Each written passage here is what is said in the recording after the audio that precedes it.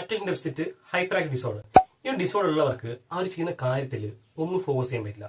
അവർ എന്ത് കാര്യം ചെയ്താലും ശരി ഒരു പകുതി ഫോക്കസ് മാത്രമേ ഉണ്ടാവുള്ളൂ. എന്ത് ചെയ്താലും ഒന്നും ഫോക്കസ് ചെയ്യാൻ പറ്റില്ല. വേറെ കുറെ കാര്യം ചിന്തിച്ചുകൊണ്ടിരിക്കും. പ്രോപ്പറായിട്ട് ഒരു കാര്യം ചെയ്യാൻ പറ്റില്ല.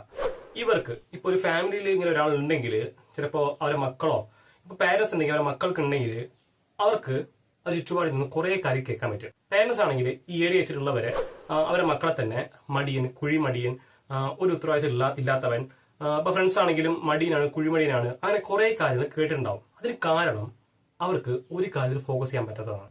ഇപ്പൊ ചെയ്തുകൊണ്ടിരിക്കുമ്പോൾ തന്നെ ഒരു പ്രോപ്പറായിട്ട് ഒരു കാര്യം ചെയ്തുകൊണ്ടിരിക്കും, ടാസ്ക് ചെയ്തുകൊണ്ടിരിക്കുന്ന വിചാരിക്കുക, എന്തെങ്കിലും പ്രോജക്ട് അല്ലെങ്കിൽ എന്തെങ്കിലും കാര്യം ചെയ്തുകൊണ്ടിരിക്കുന്ന വിചാരിക്കുക, അവർക്ക് ആ ഒരു കാര്യത്തിൽ ഫോക്കസ് ചെയ്യാൻ പറ്റില്ല. തുടങ്ങിയിട്ട് ഒരു 10 മിനിറ്റ് കഴിഞ്ഞാൽ വേറെ എന്തെങ്കിലും കാര്യങ്ങൾ അവർക്ക് വരുന്നുണ്ട്, അല്ലെങ്കിൽ വേറെ എന്തെങ്കിലും കാര്യം ആലോചിച്ചിട്ട് അങ്ങോട്ട് പോകും. തുടങ്ങിയ ഒരു കാര്യം അവിടെ പകുതി കംപ്ലീറ്റഡ് ആയിരിക്കും, അത് കംപ്ലീറ്റ് ചെയ്തിട്ടുണ്ടാവില്ല.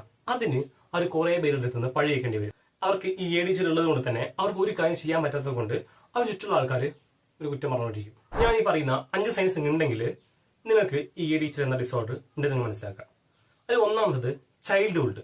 അതായത് നിങ്ങൾ ചെറുപ്പത്തിൽ ഇപ്പൊ യങ്ങായിട്ട് ഒരാളാണെങ്കിൽ നിങ്ങൾ ചെറുപ്പത്തിൽ ഈ ADHD പോലുള്ള ഡിസോർഡർ ഉള്ളതായിട്ട് മനസ്സിലാക്കിയിട്ട് നേരത്തെ തന്നെ ഇതിലെ ട്രീറ്റ്മെന്റ് സ്റ്റാർട്ട് ചെയ്തിട്ടുണ്ടെങ്കിൽ അത് പ്രോപ്പറായിട്ട് ഡയഗ്നോസ് ചെയ്തിട്ടില്ലെങ്കിൽ നിങ്ങളിപ്പോൾ യങ്ങായിട്ട് ഒരാളായതുകൊണ്ട് തന്നെ നിങ്ങൾക്ക് ഡിപ്രഷൻ, ആങ്സൈറ്റി, കോൺസെൻട്രേഷൻ, ഒരു കാര്യം ചെയ്യാൻ പറ്റാത്തത്, അതുപോലുള്ള കുറെ ഇഷ്യൂസ് നിങ്ങൾക്ക് ഈ സമയത്ത് ഉണ്ടാകാം. അതിന് കാരണം നിങ്ങൾ ചൈൽഡ്ഹുഡിൽ ഇങ്ങനെ ഡിസോർഡർ ഉണ്ടെന്ന് മനസ്സിലാക്കിയിട്ട് ചിലപ്പോൾ ട്രീറ്റ്മെന്റ് സ്റ്റാർട്ട് ചെയ്തിട്ടുണ്ടാവും, പക്ഷേ പ്രോപ്പറായിട്ട് ഡയഗ്നോസ് ചെയ്തിട്ടുണ്ടാവില്ല. അതുകൊണ്ട് തന്നെ ഈ സമയത്ത് നിങ്ങൾക്ക് ഇതുപോലുള്ള കുറെ ഇഷ്യൂസ് നിങ്ങൾക്ക് ഉണ്ടാവും. ചിലപ്പോൾ നിങ്ങൾ ചെറുപ്പത്തിൽ ഇങ്ങനെ ഉണ്ടായിരുന്നു, അത് ഡയഗ്നോസ് ചെയ്ത് കഴിഞ്ഞു, അതിനുശേഷം അങ്ങനെ വരാൻ ഒരു സാധ്യത ഇല്ലാന്ന് വിചാരിക്കുന്നുണ്ടാവും. അപ്പോൾ ഈ സമയത്ത് ഉണ്ടാകുന്നത് ഡിപ്രഷൻ, ആങ്സൈറ്റി, അതുപോലുള്ള കുറെ കാര്യങ്ങൾ. അതായത് പ്രോപ്പറായിട്ട് ഒരു കാര്യം അറ്റൻഷൻ കിട്ടില്ല. ഒരു കാര്യം ചെയ്തുകൊണ്ടിരിക്കുമ്പോൾ തന്നെ വേറൊരു കാര്യത്തിലേക്ക് അതിന്റെ ഫോക്കസ് പോവാം, ചെയ്തുകൊണ്ടിരിക്കുന്ന കാര്യം തുടരാൻ പറ്റാത്ത അവസ്ഥ, അതുള്ള കുറെ കാര്യങ്ങൾ നിങ്ങൾക്ക് ഈ സമയത്ത് ഉണ്ടാവും. അതും ADHD ചെറുപ്പത്തിൽ നിങ്ങൾക്ക് ഉണ്ടായിട്ടുണ്ടാവും.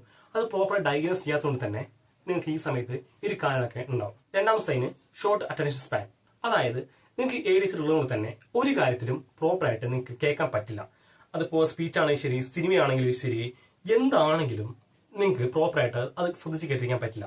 നിങ്ങളുടെ ശ്രദ്ധ വേറെ എങ്ങോട്ടെങ്കിലും പോയിക്കൊണ്ടിരിക്കുന്നുണ്ടാവും. അതിനുള്ള പ്രോപ്പറായിട്ട് കാരണം എന്താണെന്ന് കണ്ടെത്താൻ ഇതുവരെ കഴിഞ്ഞിട്ടില്ല. പക്ഷെ റിസർച്ചിൽ പറയുന്ന കാര്യം എന്ന് നോക്കിയാൽ ഇതിന് പ്രോപ്പറായിട്ടുള്ള റെസ്പോൺസിബിൾ നിങ്ങളല്ല, നിങ്ങൾ ബ്രെയിനാണ്. അതായത് നിങ്ങൾ ബ്രെയിനിന്റെ സ്ട്രക്ചർ കാരണമാണ് നിങ്ങൾക്ക് തന്നെ ഈ അറ്റൻഷൻ കിട്ടാത്തത്. നിങ്ങളുടെ ബ്രെയിനിൽ ആ സ്ട്രക്ചർ ഒരു ഡിഫറെന്റ് ആയിരിക്കും. സാധാരണ പ്രോപ്പറായിട്ടുള്ള ആൾക്കാരുടെ അറ്റൻഷൻ ഉള്ള ആൾക്കാരുടെ ബ്രെയിൻ സ്ട്രക്ചർ നോക്കിയാലും നിങ്ങളുടെ ഈ ADHD ഉള്ള ആൾക്കാരുടെ ബ്രെയിൻ സ്ട്രക്ചർ നോക്കിയാൽ ഡിഫറെന്റ് ആയിരിക്കും. ADHD ഉള്ളവർക്ക് ആ ബ്രെയിൻ സ്ട്രക്ചർ ഡിഫറെന്റ് ആയിരിക്കും. അതുപോലെ തന്നെ ഈ ബ്രെയിൻ സ്ട്രക്ചർ നിങ്ങൾക്ക് ഡിഫറെന്റ് ആയതുകൊണ്ട് നിങ്ങൾക്ക് പ്രോപ്പറായിട്ട് ഒരു കാര്യത്തിനും ശ്രദ്ധിക്കാൻ പറ്റില്ല. പക്ഷേ ഈ ADHD ഉള്ളവർക്ക് ഇങ്ങനെ ഒരു കാര്യത്തിലും ശ്രദ്ധിക്കാൻ പറ്റില്ല എന്ന് പറയാൻ പറ്റില്ല. പക്ഷെ അവർക്ക് ചില കാര്യത്തിൽ മറ്റുള്ളവരെക്കാൾ കൂടുതൽ ശ്രദ്ധിക്കാൻ പറ്റും. അതെന്താണെന്ന് പറയാൻ പറ്റില്ല. ചിലപ്പോൾ ചില ആൾക്കാർക്ക് എന്തെങ്കിലും ഇൻട്രസ്റ്റ് എന്തെങ്കിലും ഫീൽഡായിരിക്കും, അല്ലെങ്കിൽ വേറെ എന്തെങ്കിലും കാര്യത്തിലായിരിക്കും. അവർക്ക് മെജോറിറ്റി കാര്യത്തിലും അറ്റൻഷൻ ഉണ്ടാവില്ല. പക്ഷെ ആ പർട്ടിക്കുലർ കാര്യത്തിൽ അവർക്ക് മറ്റുള്ളവരെക്കാളും കൂടുതൽ ശ്രദ്ധ ഉണ്ടാവും. അത് ഓരോരുത്തരെ സംബന്ധിച്ച് വ്യത്യാസമായിരിക്കും. ചില ഒരാൾക്ക് ഒരു കാര്യമാണെങ്കിൽ വേറെ ഒരാൾക്ക് വേറൊരു കാര്യമായിരിക്കും. അങ്ങനെ ഡിഫറെന്റ് ആയിരിക്കും. പേഴ്സൺ ടു പേഴ്സൺ ഡിഫറെന്റ് ആയിരിക്കും.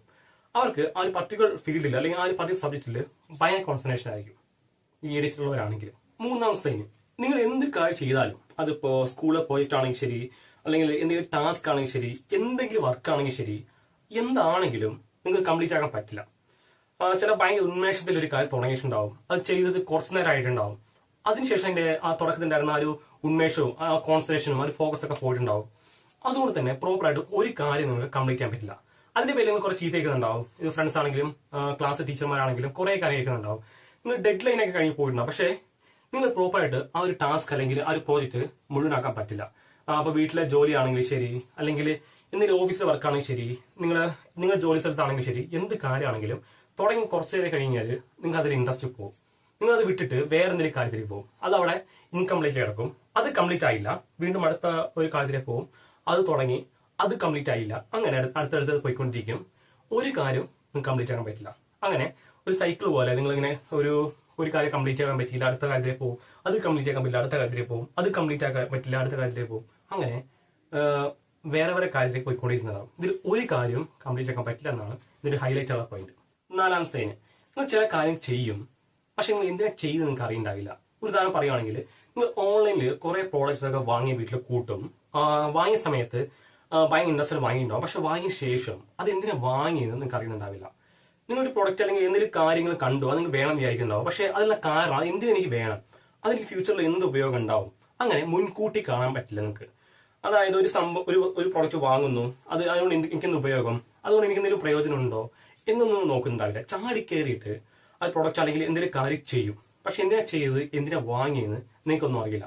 നിങ്ങൾ അക്കൗണ്ടിൽ പൈസ ഇല്ലെങ്കിൽ കൂടി നിങ്ങൾ കടം വാങ്ങിയിട്ടാണെങ്കിലും ഇങ്ങനെയൊക്കെ നിങ്ങൾ ഇഷ്ടപ്പെട്ട കാര്യം അല്ലെങ്കിൽ ഇഷ്ടപ്പെട്ട വസ്തു വാങ്ങി വെക്കും.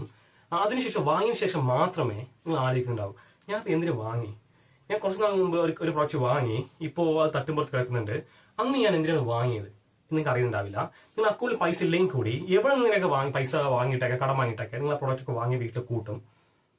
പക്ഷേ നിങ്ങൾക്ക് ഒരിക്കലും എന്തിനു വാങ്ങി അല്ലെങ്കിൽ ഫ്യൂച്ചറിൽ എന്തെങ്കിലും ഉപയോഗം ഉണ്ടോ, അല്ലെങ്കിൽ ഞാൻ ഇപ്പോൾ ചെയ്യാമെന്ന കാര്യത്തിൽ എനിക്ക് ഫ്യൂച്ചറിൽ എന്തെങ്കിലും ഉപയോഗം ഉണ്ടോ എന്ന കാര്യത്തിൽ നിങ്ങൾക്ക് ഒരു ഐഡിയ ഉണ്ടാവില്ല. ഒരു കാര്യം ഒന്നും ആലോചിക്കാതെ എല്ലാം ചാടിക്കയറി ചെയ്യും. ചെയ്ത് കഴിഞ്ഞിട്ടാവും നിങ്ങൾ ആലോചിക്കുന്നുണ്ടാവുക, എന്തിനാണ് ഈ ചെയ്തത്, എന്തിനാ വാങ്ങിയത്. അങ്ങനെ നിങ്ങൾ പ്രോപ്പറായിട്ട് ഒരു ആൻസർ നിങ്ങൾക്ക് കിട്ടുന്നുണ്ടാവില്ല എന്ത് കാര്യം ചെയ്താലും. അഞ്ചാമത്തെ സൈന്, നിങ്ങൾ എന്ത് കാര്യം ചെയ്താലും അത് ഓർഗനൈസർ ആയിരിക്കില്ല. അതായത് നിങ്ങൾക്ക് ഇപ്പോൾ ഓഫീസ് വർക്ക് ആണെങ്കിൽ അല്ലെങ്കിൽ ജോലി സ്ഥലത്താണെങ്കിൽ നിങ്ങൾക്ക് എന്തൊരു വർക്ക് കിട്ടി, നിങ്ങൾ അത് ഇപ്പൊ ചെയ്യാം, നാളെ ചെയ്യാം, മറ്റന്നാൾ ചെയ്യാന്നൊക്കെ പറഞ്ഞാൽ മാറ്റി വെച്ചുകൊണ്ടിരിക്കും. പക്ഷേ നിങ്ങൾ വിചാരിച്ച ദിവസത്തിൽ അല്ലെങ്കിൽ നിങ്ങൾ വിചാരിച്ച സമയത്തുള്ളിൽ ആ വർക്ക് കംപ്ലീറ്റ് ചെയ്യാൻ പറ്റില്ല. ആ വർക്ക് തന്ന സമയം കഴിഞ്ഞ് പോയിട്ടുണ്ടാവും, ഡെഡ് ലൈൻ കഴിഞ്ഞ് പോയിട്ടുണ്ടാവും. പക്ഷേ നിങ്ങൾ എത്ര ശ്രമിച്ചാലും ആ ഒരു വർക്ക് ഈ സമയത്തിൽ അല്ലെങ്കിൽ ഇത്ര ദിവസത്തിൽ കംപ്ലീറ്റ് ചെയ്യാൻ പറ്റില്ല. അതിപ്പോ എന്ത് കാര്യമാണോ ശരി, ഡെഡ് ലൈൻ കഴിഞ്ഞ് പോകുന്നുണ്ടാവും. ഇപ്പോൾ ഈ സമയത്തിനുള്ളിൽ അല്ലെങ്കിൽ ഈ ദിവസത്തിൽ നിങ്ങൾ ചെയ്യുമെന്ന് വിചാരിച്ചിട്ടുണ്ടാവും. പക്ഷേ നിങ്ങൾ സമയത്ത് ചെയ്തിട്ടുണ്ടാവില്ല. അത് പിന്നെ ചെയ്യാം നിങ്ങൾ മാറ്റി വെച്ചുകൊണ്ടേയിരിക്കും. അതിപ്പോ എന്ത് കാര്യമാണെങ്കിൽ ശരി.